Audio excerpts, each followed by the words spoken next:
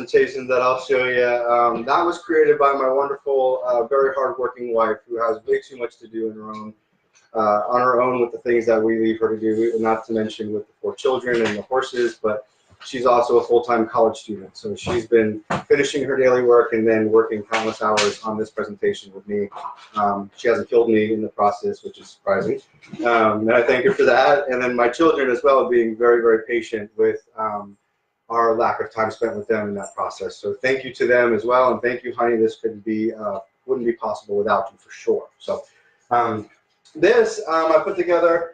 There's so much to talk about in dentistry, so it's really difficult to try to make sure that I'm covering all. So I try to do my best in terms of getting everything together. And this first slide I thought was very nice. My wife spent so much time on. Is that your sound? Yeah. Oh. And bonus points to anybody who knows where this song came from.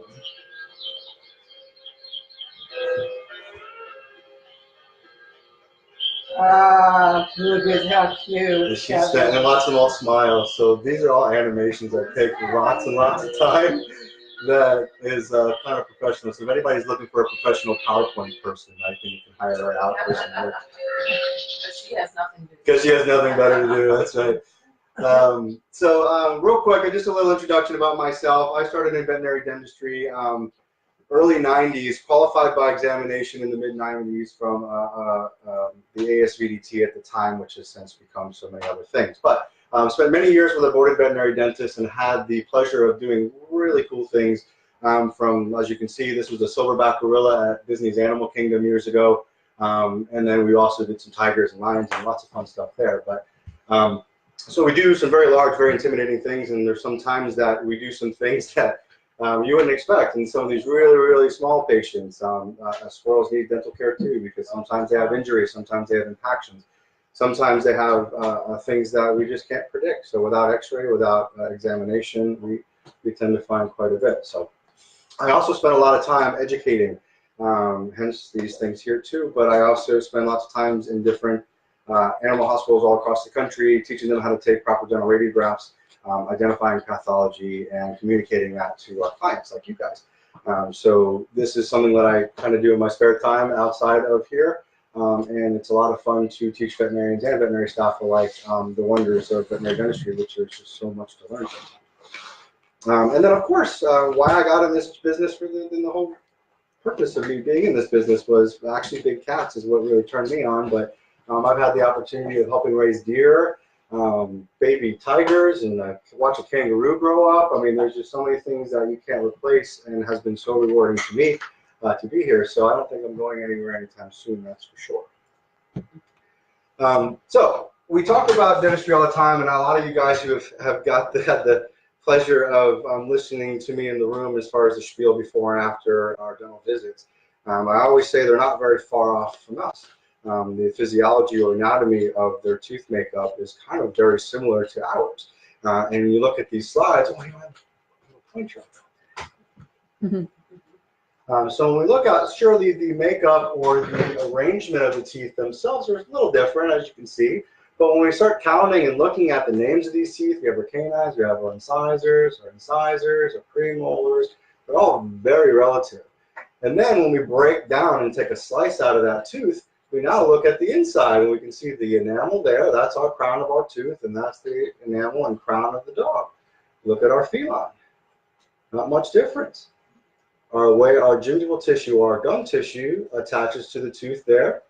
The same relationship. So when we start to get gum disease or gingivitis, that relationship is altered. When that relationship is altered, we lose the structure that holds the tooth in place, and then we're down the road of where a lot of us or have been before. Come on in, guys. Hey, guys. Hey there. Just walk around us. You're good. We're good. Don't blind yourself. That's a bright light. Now I know why it looks all dark and I wouldn't have. Yeah. We were hiding from you. And also when we look at the underneath the gum line anatomy, it is also the same.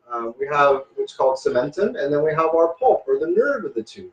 So anytime that we have enough damage to the tooth that exposes that interior part or vital structure of that tooth, we have a problem. Nothing good will ever come from these fractured teeth. So we'll talk a little bit more about fractures in just a moment. But wanted you guys to get an idea of the differences between us and them, which you can see is not very much. So where did we come from? Where did dentistry start? And the funny thing is, when you really do some research about it, especially in our human side, it was done by barbers. You got a shot of whiskey for anesthesia or a punch in the face. And as you can see in some of these slides, they're pretty barbaric, and that's kind of where it was. So we rely on the advancements, and thank God there has been some advancements since then, for our craft. And you can see how our children are treated, ourselves, and now this is a pretty modern dental suite for us. We have the digital dental x-ray, LCD monitors, we have the same dental x-ray or generator systems providing the radiation, and then we have an array of different delivery systems, which are the drills that everybody loves to hear the sound of when you walk into your dentist's office. So it's the same stuff. We use the same equipment. So when they have advances, we have advances, and we really look forward to that. So how did veterinary dentistry start? Well, this handsome gentleman right there is Peter Emily. And Peter Emily was a multiple boarded human dentist that was just a master of his craft. And he had a local zoo contact him of a jaguar that was in trouble. He went in, and during the conversation and treatment of this jaguar, or something along the lines of snow leopard or something, I'm not exactly sure exactly the details of the story, but he realized that there were no educational avenues for veterinarians to learn dentistry, and that our basics that were taught in vet schools were very basic, like the amount of teeth they have. If they're really super loose, wiggly, and rotten, we pull them then. So he said, well, that's not cool. And he really paved the way for our avenues of education, which I'll share a couple of them with you in just a sec. But this is his foundation, and I think it's one of the coolest things in the world. All of us dental nerds kind of wait on a waiting list and just wait for our name to be called to go on these missions. They go to different places like sanctuaries and places where they've had recovered big cats from crappy situations that have broken teeth and need dental care, and this place can't afford it. So they provide pro bono work. And they leave. They literally sometimes camp in these places, and they leave after 2 days of doing 12 and 13 big tigers or whatever it is that they're working on at the time. And they leave with really cool stuff left behind, which is really, really neat. So the foundation website is there, and we'll also have some links, hopefully, and when we do post stuff later. But if you have time, there's a YouTube video too, and it's something that I feel very passionate about. So it's definitely one of my favorite organizations out there. And these are some of the things that Peter Emily helped us get together: our American Veterinary Dental College, our societies, our academies for veterinary dentistry, and our foundations for veterinary dentistry. We also have, back in my day when I was coming up, we had something that was kind of absorbed because the avenue for technicians to get down the road of training for this is so much harder to do now. So I was very lucky and got on the cusp of a little bit of a grandfather wind there. So these guys are setting our standards. So let's talk about what's the most relative thing we see. That's periodontal disease. And as you can see, these little red circles starting to pop up. 80% of the dogs that we see, that's some people say 1 in 3 patients that we see have some degree of periodontal disease, which is pretty overwhelming. It's a lot. That's a lot of disease. And we got to think about, looking at a picture like that, that's just, it kind of hits you hard that there's a lot of these guys that could be suffering silently in pain, and we know that they don't like to tell us that they're in pain. They're going to eat no matter what. And we talk about relative in size. Why there's no such thing as a dog that was bred with bad teeth. I mean, technically, kind of, the smaller they get, the more crowded their mouths will get. So the more food debris and hair or mechanical dead space they'll have in between each tooth. So therefore, why does our dentist scold us every time for not flossing? Because we know we don't when we go in there. And they yell at us because they can see the inflammation right where we've missed removing debris from between 2 mechanical dead spaces. So that is kind of the start. When we look at these 2 pictures, we see this decent-sized, medium-sized dog, and he's got nice spacing in between his teeth. We look at this guy, and this is a mouth that has so many extra teeth that would cause crowding just naturally from our baby teeth not falling out on time. Now we have a dog whose mouth is in pain or sore. So we stop chewing the things we normally would chew. We stop grooming, we stop doing certain things, or we excessively do these things. So now we have a dog that's chewing up shoes and everything in the house, and we're mad at the dog, but the dog's really just trying to help himself out. So a lot of times, just by counting our teeth, we can tell a tale what may be coming in our future. So periodontal disease, we grade this, or the profession grades it, on 4 different levels of disease. 4 being obviously the most severe, and 1 being that it's time for a cleaning, basically.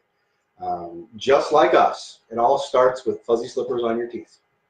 You can all do that after some hors d'oeuvres and coffee. Sorry to gross you out, but that's plaque. That's the biofilm. That is the fuzzy slippers, and that is the fly paper that's going to stick the next day's accumulation, and then the next day's accumulation, and a little bit of cat poop in between, and then the next day's accumulation. So these things kind of get out of hand pretty quickly, right? So if we ate the things that they did, the potential mechanism for infection in our mouths is going to skyrocket, especially without brushing every single day like we do, especially in between meals, and we mix in some gum. We have so many avenues of plaque removal and biofilm removal that we're constantly ahead of the game. So as you can see the progressions here, we start with a little gingival inflammation. That opens the floodgates. Now we have some capillaries and some tissues that are mad, and now the blood flow is open, and the bacteria that's on the tooth surface is now shared with the rest of the system. So when we get to this stage, that stuff has been hanging out for a long time. Often these dogs, when they come, and even when they have most of their mouths or all of their mouths extracted from this disease, they leave, and I hear stories that they're running around like crazy and jumping off the couches and do things that they haven't done in years because we're bogged down from infection feeling, just like we would feel if our mouth was in that case. And we think about the people that have mouths like this, it's gross neglect. It's a long time for it to get to that point. And obviously, stage 2, we have a little bit more change. We say, and at least what I'm used to in our findings every day, is that once we get to stage 3, there's usually no turnaround for the disease without tooth loss. Because then we have sources of infection. We have bone loss in places where it's now going to harbor bacteria and infection, and then fuel the fire for infection for the surrounding teeth. So by not eliminating those things, we're just kind of going to let it fester. And it's going to take his friends with him as he goes down the road. You're talking about dogs, you mean cats too, right? Cats are, I'm glad you said that because that sets my next slide up here. Okay, good. The cats don't get periodontal disease as much as. Sure they do, and they're just as susceptible in a nutshell depending on their eating habits. Most cats are a little bit more aggressive with their dry foods and things like that. However, the one thing that we do deal with in cats way more than any other dog is resorptive lesions. And 75% of cats by the age of 5 can be diagnosed with a resorptive lesion. I'm going to share that with you right now. A resorptive lesion, wonderful question. A resorptive lesion is a painful condition. Basically, the body starts to absorb that tooth from the inside out. So if we like to think of it as the opposite of a human cavity. A human cavity goes through the enamel until it gets into those vital structures, and then we hit our nerve, and owie happens. Now bacteria is infiltrated or introduced, shall we say. And in this situation, as you can see, look at these x-rays. This right here is a normal tooth. Nice, happy, thick crown. We get to this guy, it looks like moths have been eating it. So what happens is right where that crown meets the open air of the mouth is where these nerve endings get exposed. Have anybody had a broken tooth and had a nerve ending exposed? Yes. Me personally, no, but I'm sure it was excruciating. It didn't feel good. It broke and it hurt. Right. So this happens, and then they end up sitting with it for a very long period of time. And what you can see here is gingival tissue or gum tissue that has grown up in and over that lesion of that tooth. So the body is working as a little gingival bandage. It's trying to desensitize the nerve endings to help that animal out. My personal cats, I can name a few that have already had it, and I know 1 or 2 that I'm waiting for dental month to be over for theirs as well, because I know they have it. So with dogs as well, we think about congenital issues as well, because a lot of times I've always been taught that a lot of things in dentistry can be prevented, most of which can be prevented. As long as we're proactive with our toothbrushes, our home care, that we're proactive about what we're chewing and eating. But a lot of times we're dealt a bad deck of cards. In this situation, we have a couple different classes of malocclusions. This is what's called a normal scissor bite. And this goes for cats as well. The upper incisors hang just over the lower incisors. So like a scissor or shear. So they're able to pinch little fleas off the butt, grab things off the floor. That's what that alignment is for. So when that is disrupted, as you can see here, and why was it disrupted? There's a little baby tooth there that was pushing these teeth all over the place. So that one baby tooth, when we get braces, what do? They put something to push a tooth in a direction that it's not going out. Just a little coaxing from something else is going to move the tooth eventually. Now, how quick or how much movement we get is depending on how severe. So this picture just below is very common. We see a lot in Chihuahuas, Yorkies as well. Sandy. As you can see, this is the canine tooth, and if we look at the normal position of a canine tooth, it should be here, behind that tooth. So that little baby tooth pushed that tooth forward enough, so when this poor dog closed his mouth, the tooth hit the tooth instead of falling into the pocket it should. And then orthodontically, he made himself his own braces out of his teeth and pushed that tooth in a position where he probably can't close his mouth entirely now, unfortunately, or possibly. But that's one big issue. Then the other issue caused by the same thing is something we refer to as base narrow canines. And when those baby teeth don't fall out on time and they make the adult teeth come in straight up instead of out on a nice 45 or 65 degree angle, now you see those big red holes? Those are damage to the palate. And there's sometimes that we can get them that they actually erupt with major infections into the nose. And because it's there. So these can be orthodontically corrected with braces and orthodontic splints and things like that, which I think I have an example of in a few slides later, which I can show you. Another way that they treat these is they literally do an endodontic procedure where they remove the tip of the crown and stop the tooth from harming, but we can't leave that tooth open. So they do what's called a vital pulpotomy, and they put some special meds down inside the canal and a little bonding, and then we crown the tooth. So the tooth stays vital and it's short and it can't hurt anything. It's much better than extracting a very large tooth. Our levels of malocclusion. They refer to them as mesio or distocclusion, or over or under bite. These guys as well can cause some of the same issues. We see where those canine teeth are going, instead of in this space where they should be, are now hitting the palate. Same thing here. Most our Shih Tzus, our Lhasas, our Pugs, our Bulldogs, any of those guys will have these little incisors tucked behind the lower incisors rather than in front of. So the biggest issue there is long term, they push. Just like that canine was pushing the other tooth, they push all the time on the lower incisors. They can cause some irritation, and most of the time we'll have a little bit of periodontal disease affected from the constant impingement or touching from the upper teeth. Move my mouse. So this is a very controversial slide. And I'll first start off by saying we use a non-anesthetic dental person here at FloridaWild. This person is given cases from the dental department for reasons of managing periodontal disease along with our team, not to ever, never take the place of a non-anesthetic or an anesthetic visit under anesthesia. And the reasons are longfold. Some of these quotes have been plucked from our DVM magazines, our veterinary dental college websites and stuff that I referred to before. The American Veterinary Dental College says, advising pet owners that anesthesia-free dental cleanings provide no benefit to your pet and do not prevent periodontal disease at any level. Discouraging. Even slight head movement by the patient could result in injury to the oral tissues of the patient, and operator may be bitten when the patient reacts. According to the statements, also access the subgingival area in every tooth is impossible to be accessed by the anesthetized patient. So what that means is, some of the things I've showed some of you in this room on x-ray and with picture, that you know it's gotta hurt. If I found that in your patient when he was awake, right, would he let us finish providing the best dental care at that time? Absolutely not. So some of these things, and really the only benefit to non-anesthetics, it's a lower cost, and we cut out the anesthetic risk. But let's think about periodontal disease again.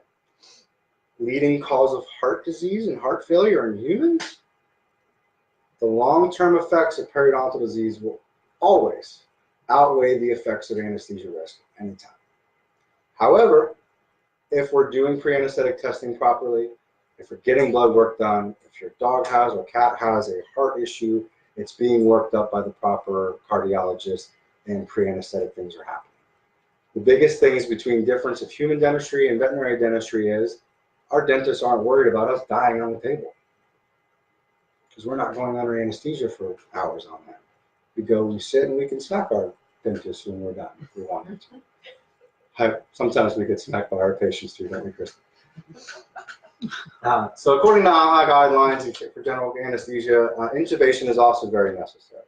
This provides us a seal between the oral cavity or the mouth and the lungs and the rest of our body.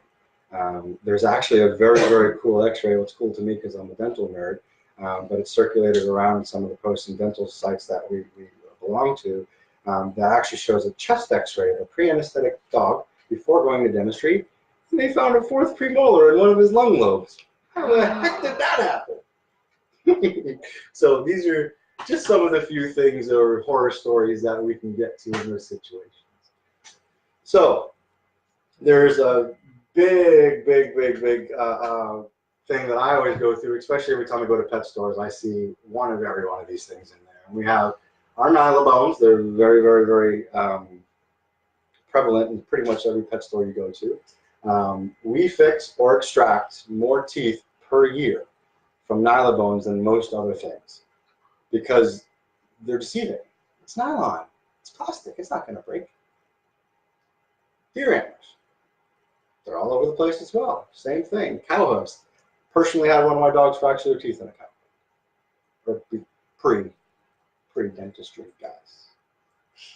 And then natural bones. Sure, they're fun. Now, and we'll get a little bit more about natural bones in just a few minutes, but anytime we have something harder than the tooth surface, and for us dental nerds and dental professionals out here on here too, we'll probably know what's called the kneecap rule, which is a very silly rule, but it's one of my favorites. And I forget exactly who came up with it, but it's one of the boarded diplomats in the dental college, and he said that if you don't want to be smacked in the kneecap with it, your dog shouldn't be chewing on it. That's it. If we could fracture our teeth on an ice cube, we sure as heck can fracture our tooth on a deer antler. So there's really not much difference for our dog. However, in the wild, they ate a lot of bones. It's natural action. I know dogs will go their whole life eating bones. They'll never fracture a tooth. I'm pretty sure if I give my dog one, it's going to break it in the first 2 minutes. There goes the tennis ball. Isn't that cool? Did you miss that? Oh, no. I saw it. I didn't miss it personally, but Okay. this is streaming, so that. So you didn't miss it. So, what is a result of those hard chews and toys? As you can see here, that right there is actually caused by our friend right there, Mr. Tennis Ball. Have you ever been to the mall and saw the janitor walking around with a broom with the tennis ball on the end of it? Well, they do. And what they use that for is to take scuffs off the tile floor. The material of the tennis ball is basically like a fiberglass material. It's very abrasive. So it doesn't take very much elbow grease to scrub those things off. So now you give probably a border collie here in this picture, a very tenacious, energetic dog that wants to put the ball in and out of his mouth 1,000 times. We're going to literally sandpaper down our teeth. Most of them do so till they expose the nerve of their tooth, and then they lose those very same teeth. So everybody out there in TV land as well, get rid of your tennis balls.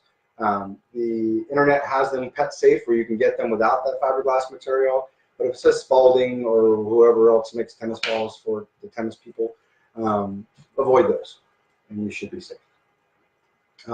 This big guy is usually from our cow hooves and antlers, and actually natural bones as well. Because what happens is once we remove the tissue, once we get all the cartilage and the yummy tendon and all, now we want to break the bone down itself. So we're going to wedge that sucker in between our both molars. Something is going to give, whether it's the molar or whether it's the bone. And usually it's the molar. This is a very complicated fracture, what they'll call. You can see this big front flap is called a slab fracture, and that is actually continuing on below the gum line. So there's probably more root exposure than what's obviously seen in the picture. Here as well is a little front incisor extraction, or fracture. Usually very common in our very tenacious, fast dogs. They usually run into a door or try to leap out of the back of the truck faster than we want them to and do a header. That's actually happened to us as well. So what can they chew on? Obviously, some of the things that we carry here in the practice. I'm okay with rope toys. I kind of like them a lot because they challenge them as long as they're cleaned regularly and we're getting all the dirt. If it's been sitting in the back in the mud, we're also creating kind of a sandpaper environment to wear off an animal. Kongs, always a great thing. They're pretty much indestructible, but I have met a few that can destroy them as well. Come on in. Hi. Hi there. Sorry, Yeah, you can sneak by. Come on by. smile, you're on candid camera. Say hi, everybody. Hi. Yeah. I can't see, so right over here, step on you. Thank you. So Kongs, they're pretty much made of an indestructible rubber material. They're easy to keep clean. There's a lot of them that have little holes and cracks and crevices where we can actually put like peanut butter or shove them full of bones and treats and kibble. There's a ball where the dogs who eat really fast and want to choke and throw it up because they eat too fast. It just gives them a calculated, slow progression of eating rather than sucking it down like a maniac. And then our bully sticks we carry here. Probably one of the harder things, or the hardest things that I think is okay, because it's more of a tendon material. It does get white and gloopy, hence the same thing with some of our rawhides on the markets. That's more of a patient-specific treat choosing. I've had some knucklehead pit bulls in the days where one would be halfway through his, and then the other one would come in the room and see him, you're not done with yours yet, so he would quickly swallow his and literally choke on it. So as long as you don't have knuckleheads like I have, they're usually okay, and especially make sure that you are in supervision of them in the process of these things, so we're not getting into trouble when stuff does happen. But Ortho, I give them away free with our dental packages to get you started on them. I think in terms of what's on the market for chewing, they're very hard, and but not being too hard to hurt the tooth, so it's almost like a Starburst consistency if you are eating some candy. So its design is literally, as you can see, they're in weight-specific boxes. So they invoke the right chewing action from your pet. So there's no one chew, swallow it whole, or I'm not going to chew this at all. And I hear a lot of people, can I cut them in half? And I'm like, no! You want to mimic the natural action that they would have done in the wild, which, we got to face it, that was hunting and killing for their food. So they have to work a little hard sometimes to remove plaque and tartar. So these provide that challenge. Pull plaque out of places that you're not getting with the brush, and then they put back a waxy barrier. It's like taking your car for a wax job at the detailer. It puts a barrier of protection over the enamel, tongue, and gingival surfaces. So when you do miss a few days of brushing, when life takes over, hence my life, we have a little bit of protection there that helps things sweep away nice and easy, just like when the water hits your car after that wax job. It beads up and rolls right off. So it keeps you ahead of the game a little bit. As long as they agree with your pet's belly. I do have a lot of plant stuff in them, so there's a lot of chlorophyll. One of the biggest side effects is green poop, so look forward to that. It's really neat. So we need to keep them smiling. How do we do that? Well, how did Mother Nature do that? And that's right there. They hunted and killed for their food. The breaking down of another animal went through bone, tendon, tearing, shredding, crunching, all these actions that we don't get from cereal, basically. Kibbles, nothing. Most kibbles, even some of the really designer and really, really awesome ones that we carry at FloridaWild, there's not a lot of substance to them. They usually will shatter when pressure hits them, not when they get penetrated. So it's important for us to supplement that action, especially because they're not going out to kill anymore. And we would do it for them. I'm still doing it. My 5-year-old at home, she's actually probably the best in the whole house. I do it more with my 14-year-old. Curious. But what happened is we domesticated them. We took them in. We made them, we took their food source from them, basically, because they're no longer hunting. We give it to them. So technically, as weird as it sounds, they don't need their teeth. They need you. You're going to give them whatever it is they need to eat. If it's ground pate in a crystal bowl on a silver spoon, you'll do it. I'll do it for my babies. But if we don't want to get to that point, it's providing that action of brushing, which can be tough sometimes. And here, as you can see in a few of the pictures, the big thing, and I think one of the first things to say, if you went to your dentist and they held you down, 2 or 3 of them, and they shoved a toothbrush in your face, come on in. Hi there. Sneak on in. I'll give you a little holder. So if I went to my dentist and they held me down, first I taught some jiu-jitsu on them, but that process will scar me for life. I'm never going to want you in my mouth again. I'm never going to want to step foot in the dentist's office again. So at home, it has to be worked into our daily routine. It has to taste good. If it's not inviting or rewarding, they love that toothpaste. We talked about it earlier. They love it. There's so many different flavors out there. There's tuna. We make our own blend here at Florida Wild. All natural, tuna, chicken, beef, and mint. Believe it or not, tuna is the winner most of the time. There's also dirty tricks, peanut butter, human foods that we use in moderation. Those are the things that you introduce on the end of the toothbrush for the first month. Don't even act like you're getting in there. It's, oh, you're coming out, let me touch your face with, okay, later, here's a little treat. Baby steps, make sure it tastes good. If you guys go for a walk every night and you come home and they're like, here's my treat, that's the perfect time. Sneak in the brush real quick. They're still waiting to be paid, no matter how much they have to work first. As long as they get paid, they'll start the association with, okay, got to do this darn toothbrush thing now, but I'm still going to get my treat. So baby step into it. And the biggest thing, like some people that I know, the minute that they're done, we go like this, we stop. Because we think we're hurting them, and we're not going to hurt them. They can go through so much. And especially with my big old hands, and I get in and kind of make them get their toothbrush sometimes when they're here, and they still do it. So there's no way that we're going to hurt them. And as long as it's rewarding for them, it should be rewarding for you. But that's also the biggest point. If we don't like it, we're not going to do it. When I get home, I hate running. I still try to force myself to run. I talk a mean game, but I don't brush my dogs and cats' teeth as much as I practice here or say to. But I do have free labor. My Lucy's Johnny on the spot for me. So look at the differences between the recommendations for human medicine versus veterinary medicine. We recommend that we have healthy chewing habits, healthy eating habits for us, brushing once a day at least with a pet-safe toothpaste, and we're going to add some flossing and such on our side. Semi-annual checkups, same things. And without cleaning, and this is one thing too that is the biggest differences between human and veterinary medicine when it comes to dentistry, is human medicine or human dentists are so concerned about the crown, what's above it, and caries, lesions, or cavities, or entrances into that pulp chamber. And we're concerned about the whole tooth. There's more pathology for us below the gum line. 68% of the pathology that we find is on x-rays.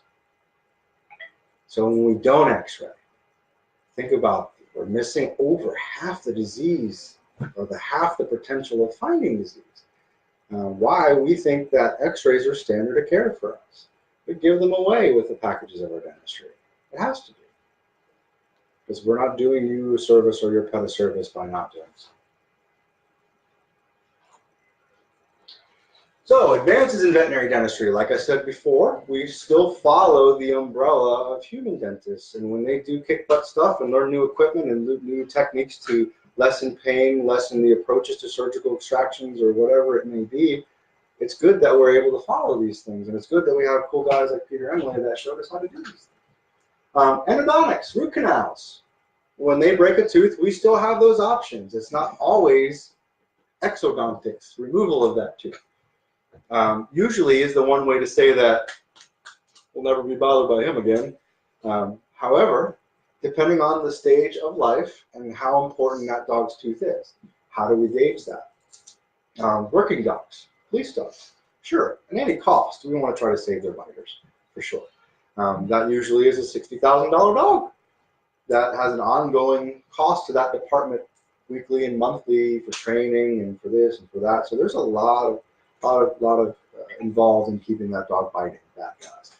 Hence why usually the root canals and the restoratives are mainly done on those guys, at least in our general practice view of things. However, it's available, and it actually is way less invasive than surgically extracting the tooth. When you look at this canine tooth, this part and up is all you see clinically. It's all you see in the mouth when you look at it with your eyes. The rest is under and in bone. So just like an iceberg, you see just the tip. So there's so much more that we have to remove bone and all kinds of things to get a tooth like that out, which is pretty involved. Crowns. This is actually a crown, believe it or not. They actually do them in zirconia now, where they can match tooth color. So for some of the drug dogs and bomb sniffing dogs that are in public eye quite often, and it's usually what they'll choose, so they're not scary. Otherwise, they have a cast metal crown.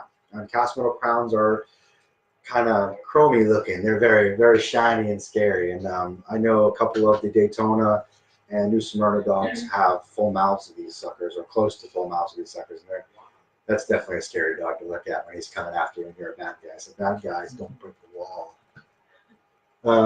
This is, remember I talked about that base narrow condition where we had those baby teeth and they were very shallow. This is a device that we can either make in-house or a outside laboratory will make for us, and it's just like a human retainer. What that does is provide a little slant for when that tooth would normally make a hole, is now like getting braces on. Literally coaxing that tooth into the direction we want it, and then we solve a very painful, crappy problem with a very easy little device. Not always is it that simple, of course. This is a sample of some orthodontics, actual braces. Some will do actual arch wires and cuspid buttons like you see there. Some will use actual devices that go in and push a tooth in a direction, depending on the severity of the bite itself and how off it is. This, it's an Invisalign, yes. Pretty cool. The same way that they do us. We send them multiple molds. They make impressions and molds from those impressions that we send and make, and then they literally click into place like they would on your mouth. I just hear mixed feelings. I know some personal friends at the boarded practice that I mentor or trained at. Two of the employees, one had a very, very positive experience, got movement and everything achieved within a few months, and then the other was just a nightmare, and nothing fit right. It always fell out. There's always an infection under it or something. So that's the nutshell in terms of choosing those things. So the other big thing to point out about all this fancy crap, guys at home too, is that it's not for smiling purposes. It's not because we want them to look handsome or pretty. It's because we want them to have a functional, pain-free, infection-free mouth. That is square one, goal one of veterinary dentistry, and that is to make sure they have mouths free of pain and free of infection, and whatever we can do to step in. Restorations. This is a condition called gingival hypoplasia. So the enamel hypoplasia. The enamel of the tooth never calcified the way that it was supposed to in development. So as this dog goes along, it starts to brittly fall apart. Literally, it doesn't take much, especially when they get to an untrained technician with a scaler. They can literally vaporize and scale this enamel right off the tooth without knowing that they're doing so. So what you see there is the enamel loss and exposure of dentin and some of the softer structures beneath the enamel. Once that happens, we're uncomfortable. We can have the same risk of infections and stuff like that, and then our chewing and eating behaviors start to fall off. This is after restoring all those guys with a flowable composite. We literally can restore each and every one of these teeth with a composite material.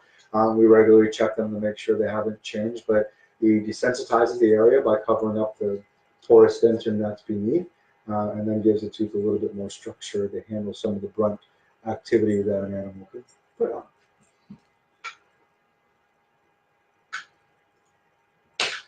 And trust me, I'm a veterinary dental technician. I've been doing this a long time. However, without our team here, I am nothing. Our medical staff make it possible for them to come to dentistry and get their teeth cleaned and evaluated the way that we do so in the dental center. It is a team effort. Everybody has their hands in monitoring after patient care, pre-patient care, and running the blood work, making sure they stay their temperature before, during, and after the procedures.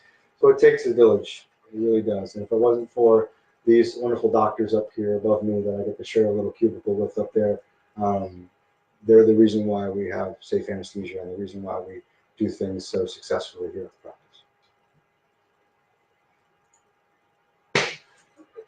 All right, so you didn't cover a lot on cats, so talk about the stuff for them to chew like you do with dogs. For instance, their cats can have the same activity levels in terms of wanting them to chew happy stuff. Unfortunately, there's nothing on the market really geared for cats to play with or that provides that action other than greenies.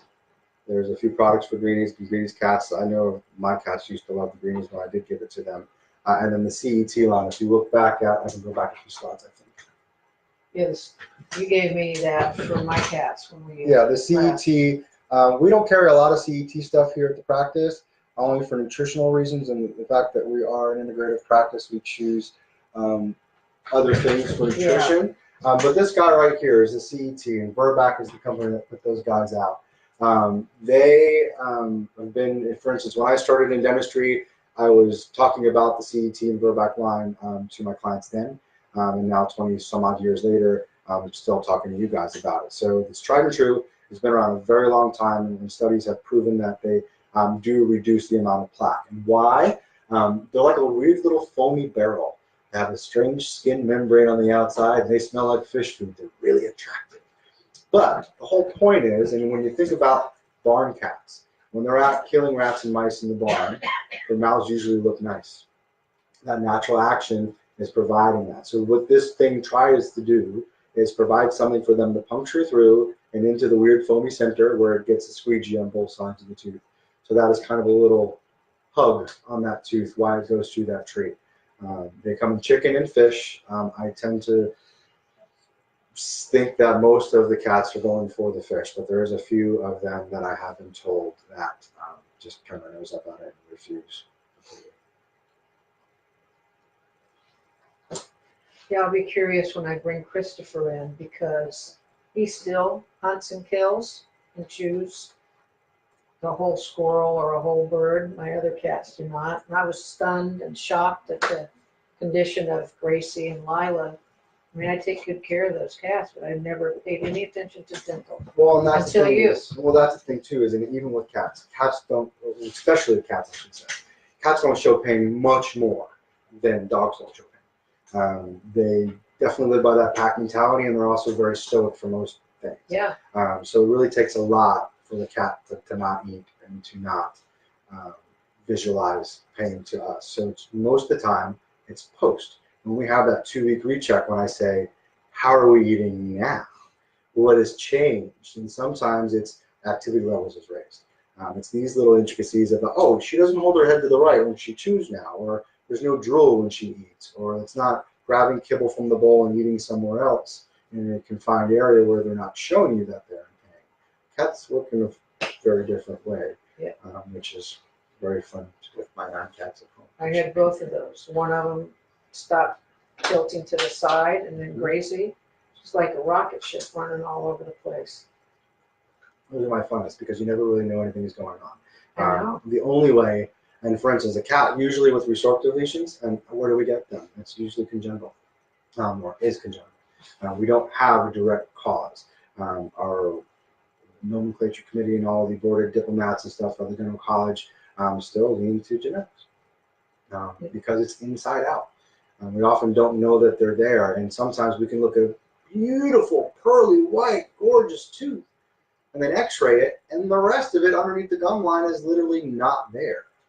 Well, that's what it was with Lila and Gracie. So you don't know unless you have x-ray. Until you did the assessment. And 75% of them, and actually we had a few this year that were actually 3 or 4 years old, that were actually younger than 5. So it's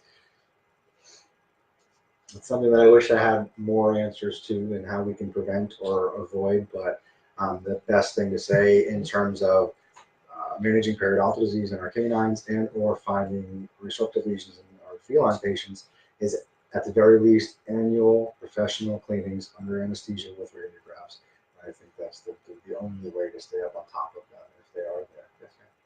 How do you feel about the little soft rubber, they like have little cilia on them, you push the toothpaste down in and then they and chew on them. I actually do like them, and actually somebody, me and my wife were looking at some of the slides, and the reason why I didn't choose them to put on there is more or less I wanted to choose things in the practice that you guys can identify with when you come in. But things like that, I guess, go back to that kneecap roll that we talked about, and that's very similar to the Kong toys that we also talked about, that forces them to really push their faces and put their tongue in there as far as they can. They're really rubbing their gums over on every surface of that device, and it's not hard enough to damage their gingival tissue and or crack their enamel or something. So it's I like it. And actually, I can't, when it comes to toothpaste and stuff in home care, I say that as long as it's pet safe toothpaste, I don't discriminate much about. I don't think that it's got to taste good. So if your dog likes it and it's pet safe, use it. It's the mechanical action of that brush. It's it removing those fuzzy slippers we talked about before. It's what's doing the work. Starting with your cats at home, tuna water. As gross as that is, you're brushing with tuna water. How is that helpful?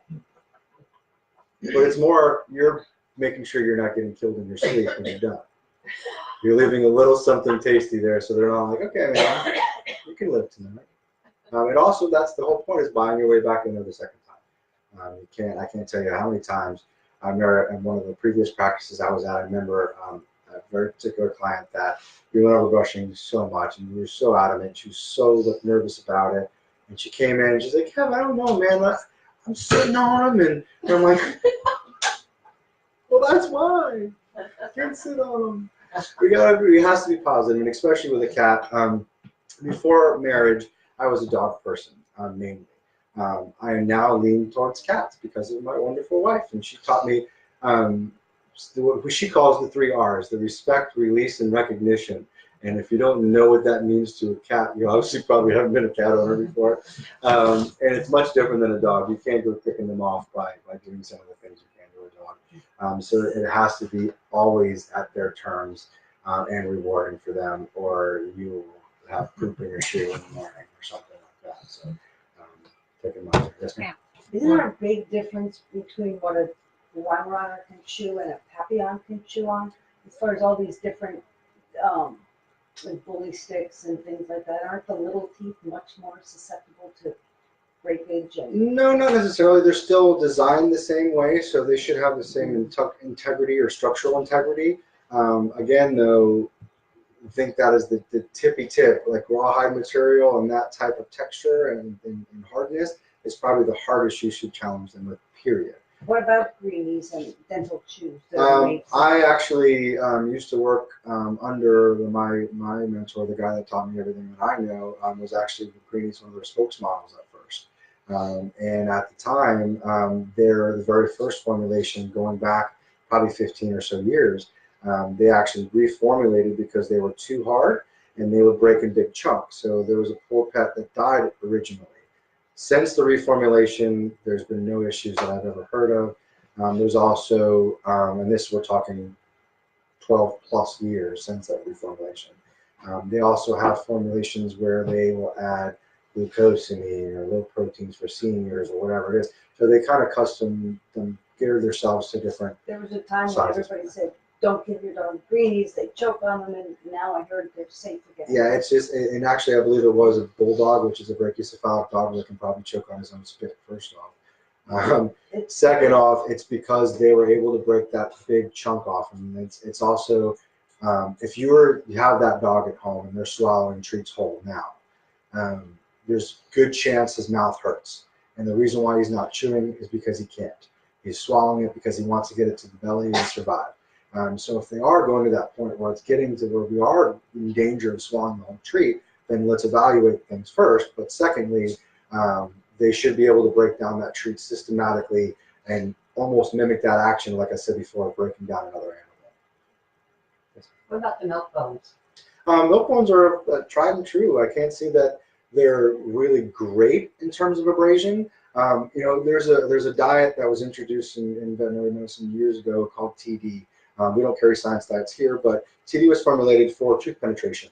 And what really wrapped my head around what diets do and what we're trying to get out of our foods is when he took a flathead screwdriver and painted it with white out, and he stabbed several different diets. And when he got to the TD, he had to pull the screwdriver back out, and the white out was gone. And I was like, hey, I got it. None of those teeth treats touched the whiteout. It smashed and crashed. And when he got to the TD and pulled it back out and the whiteout was gone, it made sense to me that the tooth is getting penetration. Exactly. It's being touched on all sides by the treat. It's being rubbed against. It's being touched. It's what it needs to remove that yucky stuff that's stuck to it. So the challenge is there without crossing the kneecap. What's it called? TD? TD, yeah, tooth diet.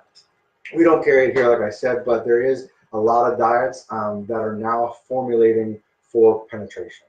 However, Just a treat or food? it is a food. However, we used to always give it as treats to have like an extra 5-pound bag at the house to throw them a kibble here and there, so we really don't change their daily diet and intake and their nutritional needs that what they're on, but we are supplementing some of that action.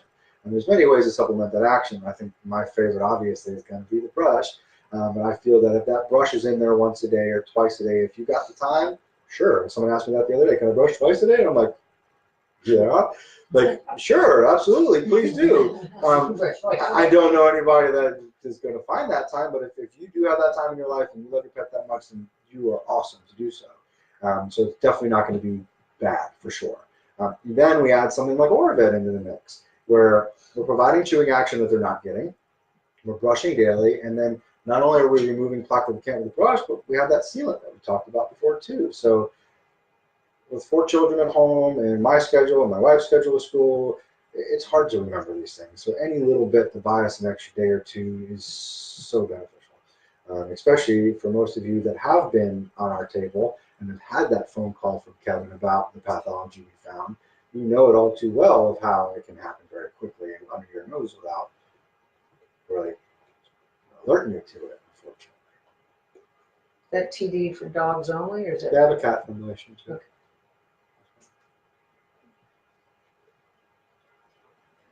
Any other questions? Cool. Do you want to take any from the online people? No one has said anything. Cool. Well, awesome. Any part of what we've been talking about so far raise any other questions or concerns? Is there something about dentistry that I didn't cover that you guys are concerned about or want to know more about? So you said the nylobones are bad then? Very bad. I should have brought my box of shame up here. Mhm. I have a cardboard box that's kind of ugly. That's why I don't really share it with people very much. But I call it the box of shame, and there's No your one's going to get thrown in the garbage as I get home. right. And bring them in, donate them to the box of shame. That's what it's for. It's basically there to show people what not to use. Why not like nylobones? Because they're harder than the tooth surface. They will break the tooth. Actually, we've had 2 this week fractured from nylobones. And I didn't hear the beginning, but rare bones. Any natural bone at all, and for instance, nutritionally, they're very good. They can do great things. Always in dentistry, the golden rule about any bone is never any bones ever. And again, it goes back to that kneecap rule you heard me talk about. The makeup of a tooth, for instance, of your tooth and our dog's teeth or Leo's teeth, wherever he's I put him down too. Okay. She was very talkative. and Leo's teeth are the same for the most part. We have our enamel, we have our cementum and dentin, which is the soft, squishy stuff inside before the nerve of our tooth. So we can break our teeth in an ice cube very easily. So can our dogs and cats because of the way that their mouth is designed. So same when they bring in that bone, they're going to eventually break off enough to where, so like I said before too, some pets will go their whole lives and never break a tooth. But I know very many will get their very first bone and they'll fracture that very same day. And on fracture, since we're talking about that, there is a window with the exposure of the inside of the tooth. If your dog breaks his tooth and you find him that day with that broken tooth and you're sure it happened today, I'm catching it within 12 hours or so, get him to a dental specialist immediately. They can save that tooth without extraction, without pricey root canals, well, it's still pricey, but way less pricey than what the root canal would be. And it's way less harmful for your dog or painful and stressful, etc. What about raw bones? They're all the same for the most part. Some of them that are smoked will break down a little bit. Really, really cooked bones will break down a little bit. So I've always been taught never bones, never, ever, ever, ever, ever, never. So I don't really ever see an instance where I recommend it. Raw bones bend and they're pliable and they're still as bad as a cooked hard bone. Well, I if I see the bone itself, I don't know. Personally, the raw bone itself, depending on the bone, depending on the animal that it came from. For instance, birds and such are very thin. They're going to break Size is very what you easily. deal with. Size is probably more. I know a lot of people, for instance, breeders, they do chicken and geese necks and such. And they do it very constantly, but the bones in them are very small, so the likelihood of fracture is much less. Sure, they probably possibly could. So again, I always lean back to no, because I don't want to say, yeah, sure, give it to your dog, and then you show up there going, hey, man. Is a Just broken have these- tooth, excuse me. Sure, no problem. Is a broken tooth obvious? Usually, yes. You can see a change in the enamel or the structure of the tooth. I know we're down there, but you can see this. The structure itself will change. A big telltale sign from a broken tooth is a little black or brown dot in the center of the white part. If you see that little brown dot, the darker it is, usually the more exposed it is. If it's a little brown, it could be just our dentin, which is the soft, very porous layer beneath the enamel. So the hard stuff is the hardest part of your body, your enamel. Once that's gone, things get softer and softer as we get to the center of that guy. So things wear very quickly too once they're at that part. So if you do see anything that has a flat top or something you can land a little helicopter on, obviously we have a change there. Anything that's sharper than it should be. If you run your finger over the top of that rounded part of the enamel and it's sharp and catching your finger at all, that's also an indication. So our tennis balls can cause enough wearing for pulp exposure or dentin exposure. All of our bones, excessive grooming, for instance, and getting dirty, yucky fur that always has sand in it. Some of those things can wear an enamel down just the same. Us trying to chew our way out of a crate or trying to bite the neighbor's dog through a fence. You said excessive grooming, like Yeah. they're licking themselves too Absolutely, much? absolutely, absolutely. Or chewing their hair, constantly chewing on a matted patch of dirt-filled fur. Or That there's can damage your teeth? over long term, yeah, absolutely. Hair gets stuck up underneath the gum line too, just the same. Oh yeah. Oh yeah. Bulldogs, for instance, they have so many creases in their mouth. Sometimes we'll be picking out hairs for days out of those areas. It's probably one of the grossest things ever. Yeah. How about puppies? Any general advice about puppies? Puppies, I would say start with their examinations with us early. Even our free dental evaluations, I recommend them quite a bit because we get them accustomed to us being in their mouth first off. Second off, getting to know, for instance, when you do choose to spay or neuter, it is a great time to add on a dental assessment or pediatric dental.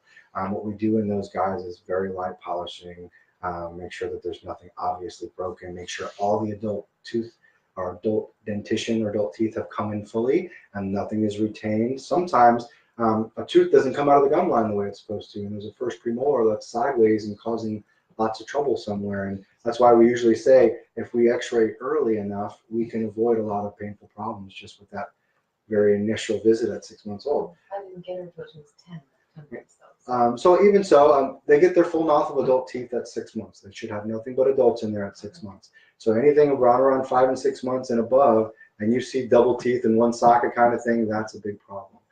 You need to get somewhere to have somebody address that and x-ray that. You said you do free dental evaluation? Yes, ma'am. They're with technicians, myself or one of the dental staff. So you can come in and we basically just give you an idea of what we may be up against in terms of the level of disease, what's missing. That's obviously another thing. This is obviously a clinical or open air, naked eye kind of evaluation, obviously. So we do the best that we can and what the patient can let us do. But they're open. They're scheduled pretty much before 9 in the morning and then after 3 o'clock in the afternoon. Usually we put them on the schedules. Quick question. Yes. Any advice for, we have an adrenal, one of our patients, adrenal tumor. She needs to avoid anesthesia and stress as much as possible. Any recommendations what the owner can do to avoid issues beyond brushing? Beyond brushing, if we're absolutely not an anesthetic candidate and there's just no way that we're getting in that mouth to do so, then obviously is where I feel the indication for non-anesthetic dentistry comes in, and where that it's better than nothing in that situation, obviously.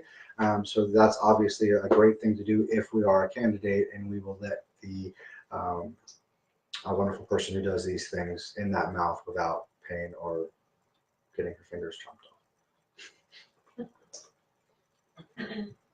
Any other You did questions? say ice cubes. Ice cubes can break teeth just the same.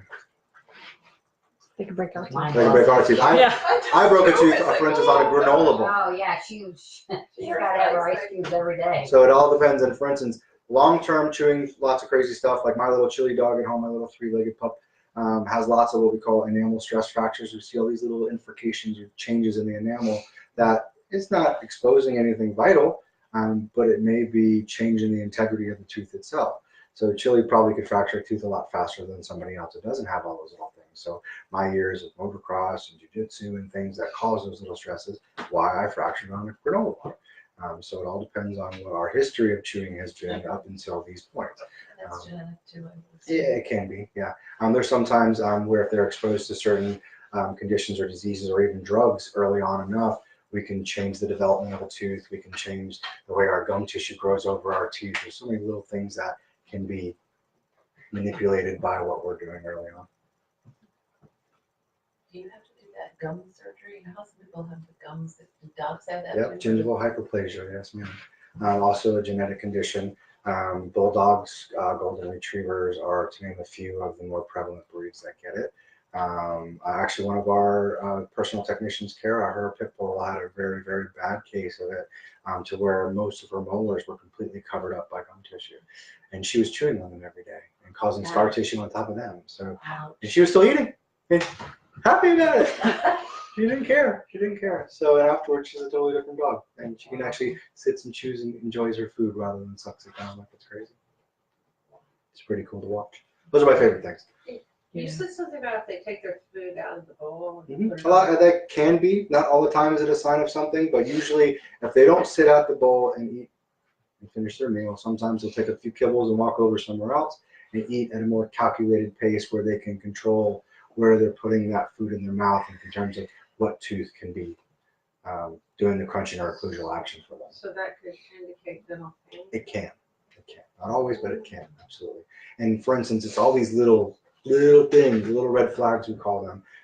Sometimes it does take till we have a blown out blatant abscess or something somewhere for us to go, oh crap, we need to x-ray that.